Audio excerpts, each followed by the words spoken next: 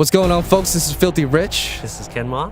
Today, we want to welcome you back to Inversion 101, and today we're going to discuss some in-depth strategies on offensive gameplay for Inversion. All right, so let's talk about the Gravlink first. I mean, the Gravlink is what everybody's always asking about, right? Gravlink is essentially what's going to let you command gravity. I mean, you're going to always have it with you.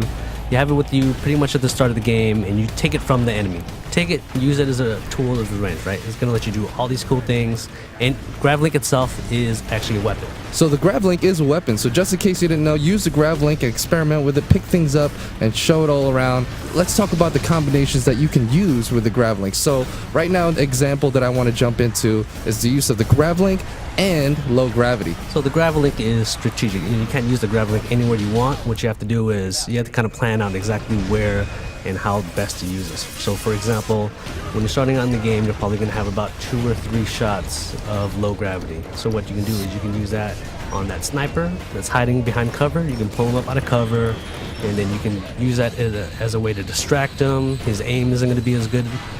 Later on, once you get a little bit better, obviously, you can put him up in the low gravity and then maybe grab an object out of the environment and throw it at him for a one-shot kill. That's a really, really cool thing. Now let's, we touched a little bit up on low gravity. Let's fill them in on high. Like, what's a cool situational thing that I would be put in to want to opt out to use high gravity? So high gravity, what it's going to do is it's going to increase the weight, 3-4 times. Once you hit an enemy with it, you'll see him stuck to the ground. He's kind of struggling. You've got about 5 seconds to decide what you want to do with him at that point.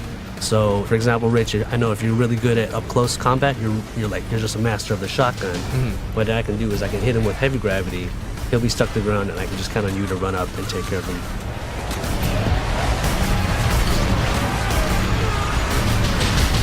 Movement, mobility is an important thing, but another thing we need to touch up on is zero gravity. Zero gravity are these entire portions of the level where the player, environment, enemies, everything is floating. Everything's always going to be constantly floating. That means grenades, they don't land, they go and float until they blow up. So how am I going to kill people?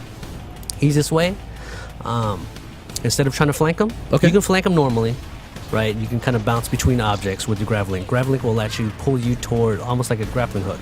It'll yank you towards an object. Once you start getting pulled toward this object, you can take out your shotgun, you can take out your sniper rifle, and you've got these cool mid-air battles where you're just kind of shooting at your enemy, and they'll be doing the same thing to you. So it's not uncommon to be darting back and forth and trying to line up that perfect shot, and it looks cool and it plays great. So the next thing that we're going to cover is vector shifts. So vector shifts are one of the coolest things in this game, playing on 2 different playing fields against the same type of opponent and having everything work as they normally would, but with both priorities, mine and yours, still functioning how it would normally, but I would just see you on the side of a wall and kill you. I mean, so if you see, vector shifts aren't just cosmetic. Everything is completely shifted. Enemies are going to be running at you from the side of the wall, as you can see. Now, because of that, they've got these different angles on you now. So your normal cover that you thought was safe is not necessarily going to work the right way. So they can get these shots on you. Your cover's already destructible. It's falling apart. What you're going to want to do in this situation, use your Gravlink, find out anything that's around you in the environment, anything you can find. That's right. So make sure, guys, I hope you enjoyed this episode of Inversion 101, where we talk about all the different offensive strategies. This is just a tip. We got a whole bunch more coming your way. Well, stay tuned. We'll see you next time.